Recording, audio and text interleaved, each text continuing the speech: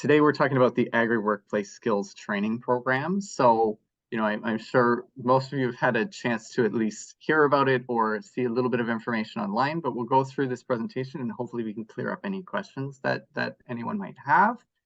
But first, a little bit about CAHRC, because a lot of people haven't actually heard about our organization. We are a national nonprofit that's focused on addressing human resource issues facing agricultural businesses across Canada. And we are led by industry stakeholders. So we do a lot of engagement with industry stakeholders. Our board is largely industry stakeholders as well.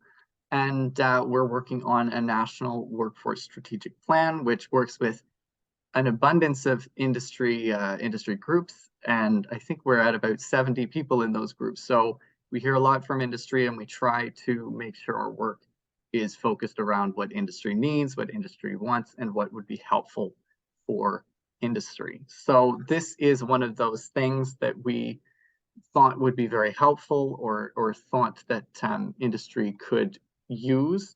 We've got our vision, mission, and mandate. A lot of it is focused around developing research and communications for the agriculture industry in Canada and promoting agriculture as a viable career choice, as well as just making sure the correct information is out there through good research.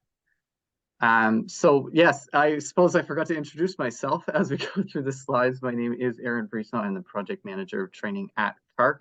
Unfortunately, Rebecca Balson, our stakeholder engagement specialist, was unable to make it today. So you're stuck with me today, but I'm more than happy to answer any questions you might have.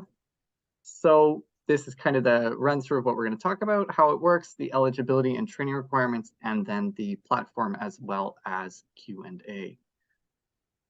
So the AgriWorkplace Skills Training Program, it is a pilot program that's run by CAHRC, and we developed it as well alongside industry stakeholders. It's modeled after a program in Quebec called PAMT, by AgriCAHRC.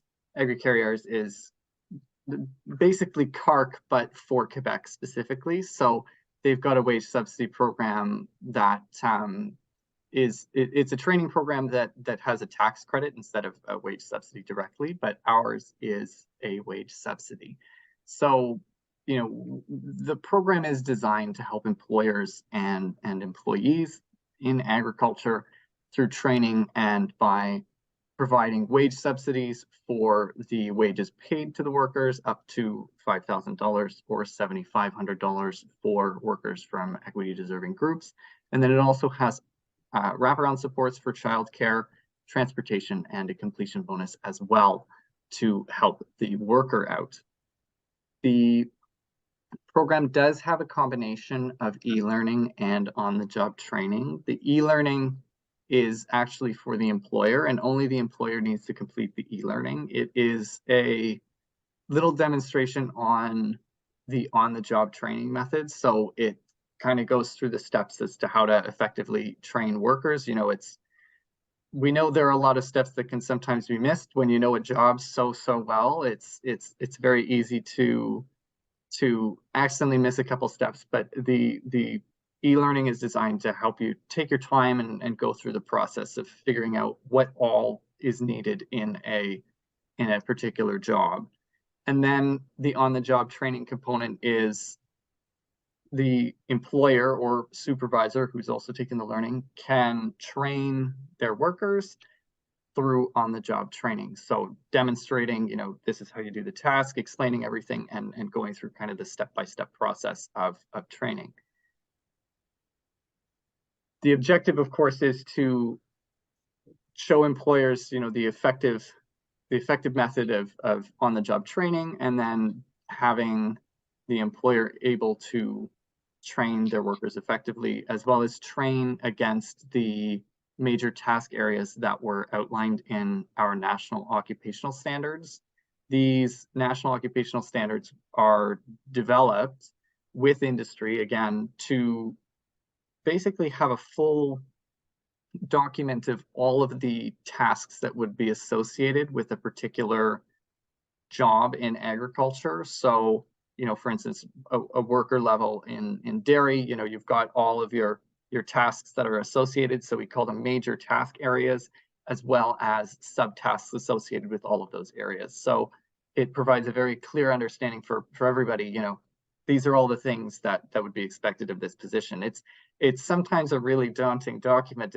They're usually about 15 to 20 pages, but the thing is, it's all there. And that's what we've heard is very good about them, is that yes, there's a lot there, but that's everything. And each operation is a little different. So we understand there's going to be, you're not going to train against all those subtasks, but most of those major task areas are the main things that workers are going to need to know. The AgriAchieve platform is also an interactive training tracking tool. So within that platform, you're able to track your employees' progress as you've kind of trained against the national occupational standards.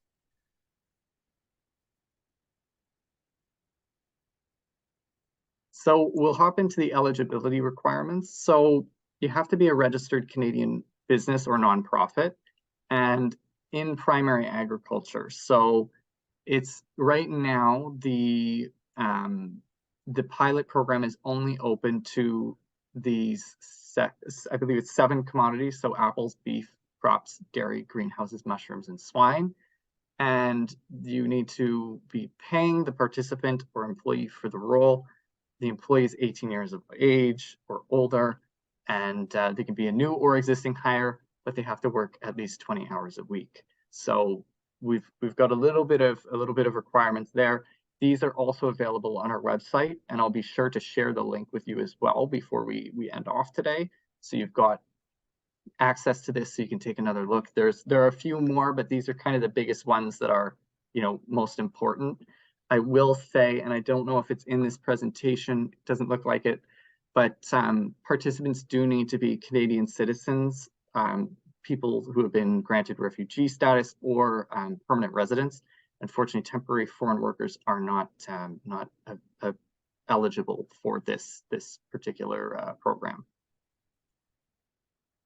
So kind of some of the training requirements are that the employer will need to complete the on-the-job training method demonstration and then train their worker with that method. The employees must also sign their agreement form, and there is a pre-survey and a post-survey for them to complete. And then the employer is committed to updating training sessions within the platform, so we can kind of keep an eye on not how quickly, but the progress of the training as time goes on. And then they need to complete a minimum of 10 training sessions with each employee over the duration of the training period. And the training period is a minimum of 3 months at this moment in time.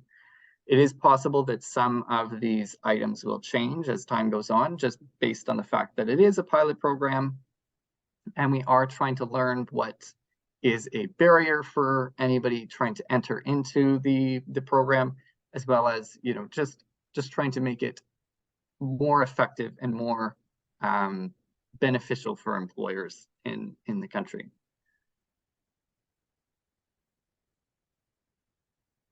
So yes, the AgriAchieve platform, we talked about the on-the-job training course, and then training tracking, and then there's also the ability to upload and download the documents that are required from that platform. It's all in there.